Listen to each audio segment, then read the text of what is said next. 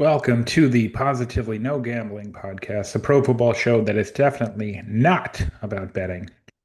My name is Glenn Fraser. It is Thursday, October 23rd, and these are the Week 8 NFL picks. No idea how we got to Week 8. Happens every year. You blink, and the season is almost at its halfway point. Okay, rough week last week on the overall against the spread, 5-10, the worst week by far. Still profitable, but barely in overall, 57 and 51. Thankfully, though, in the best bets in the Fraser 5, 3-2 last week, 60%.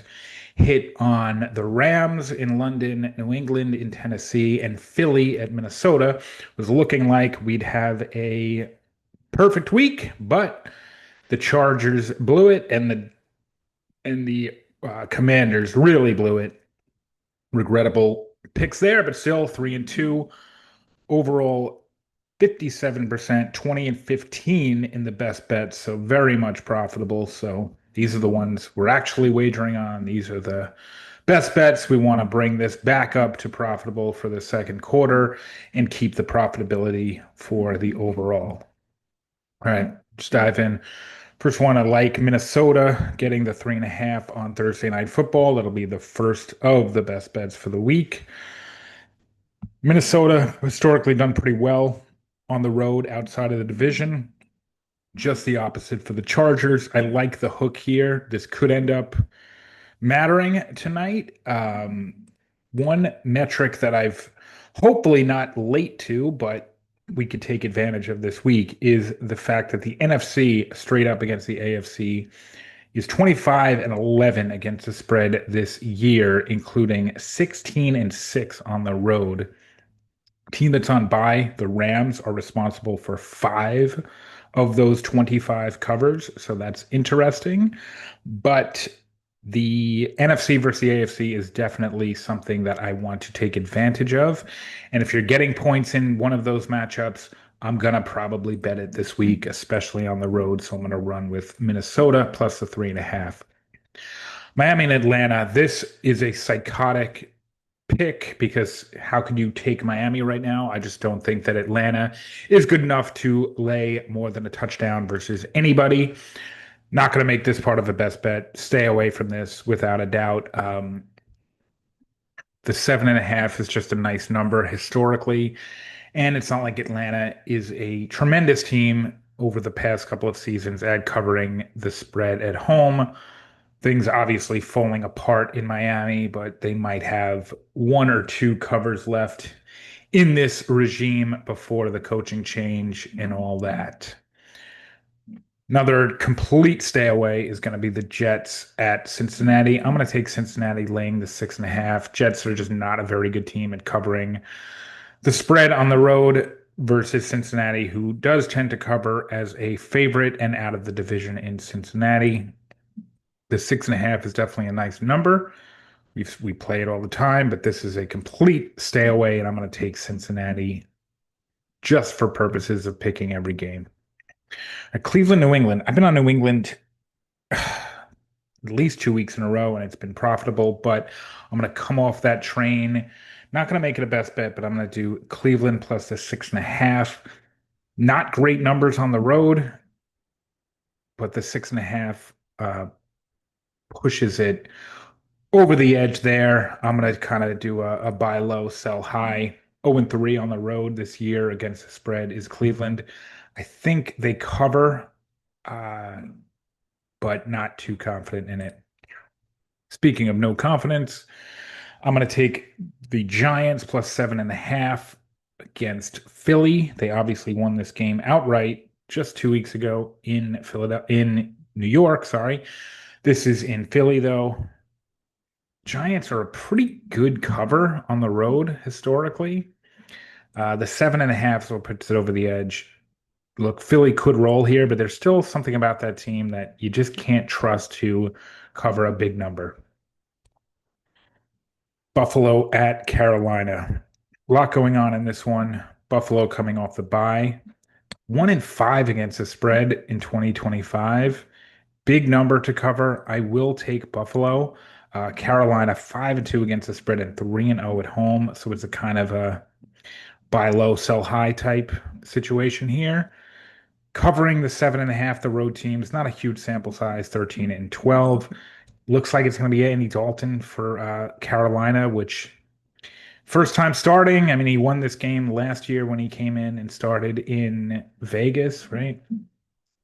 We got the NFC versus the AFC, which at home, NFC teams are not as good as on the road, but still profitable this season. So there's that to worry about. I'm not going to make this a best bet, but I will take Buffalo. Second best bet is going to be Chicago plus 6.5. We like the 6.5. We like the NFC at the AFC. We think Lamar's playing in this one. Baltimore, kind of a kitchen sink game, need to get right. Chicago certainly not a good cover on the road, but I'm going to gamble and say that this is just a few too many points and that they cover this 6.5. Another NFC AFC matchup, but one that I'm going to go with the AFC team is Houston against San Francisco. That 1.5, I just love. I can't get enough of it. Houston as a home favorite, not a big sample size, but they are not a very good cover. They're only 2-4 overall against the spread this season against San Francisco, 4-3. I don't know. This is just a hunch. Won't be betting this one, but I'll pick Houston minus the 1.5. Tampa at New Orleans. I was considering making this a best bet. Tampa laying the 3.5. That is a relatively small number to cover. New Orleans not very good as a home dog. Only two, again, New Orleans as good as they've been and being frisky, and Rattlers look better than we expected, et cetera, et cetera. They're only 2-5 against the spread this season. Betting against them has been profitable. The Tampa injuries just made this a no play for me. But in terms of picking all games, I'll go with Tampa minus the 3.5. All right. Dallas plus 3.5. I like this. I'm going to make this a best bet. The Denver is dangerous, obviously, at home. Always very good numbers, the altitude, et cetera, et cetera. The 3.5 is what took it over the edge. Plus, we're going to bet on another NFC at AFC matchup. This should probably be 1.5 or 2.5. The fact that it puts it over a field goal, over that key number, is what put it over the edge for me. So I'll make Dallas the third best bet. Fourth best bet is going to be Indy hosting Tennessee.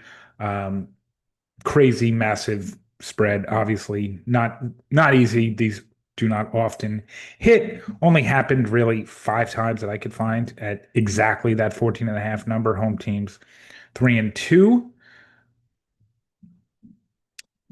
I just am going with the talent gap here and the fact that Tennessee, even with the new coach, just seems helpless and hopeless. And I am going to bet that Indy continues to roll and covers the 14.5. Huge number, red flags all over the place, but I'm gonna gamble here. All right, Sunday Night Football, big Aaron Rodgers hosting his former team. I'm gonna go as this is another one of these NFC at AFC, but Green Bay as a road favorite, and it's why we didn't bet them in our best bets last week. They're really not a good cover. You have to pay the Packers tax. When you pay that tax, the books clean up. Pittsburgh as a home dog.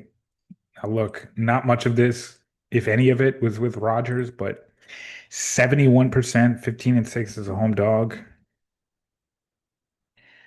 I reluctantly will take Pitt here, going against the NFC versus AFC trend, so I won't make it a best bet, but I'm going to go Pitt 3.5. And the final of the 5 and the final game of the week, Monday Night Football, Kansas City playing, it's up to 12.5 is what I found. No Jaden Daniels for Washington. Another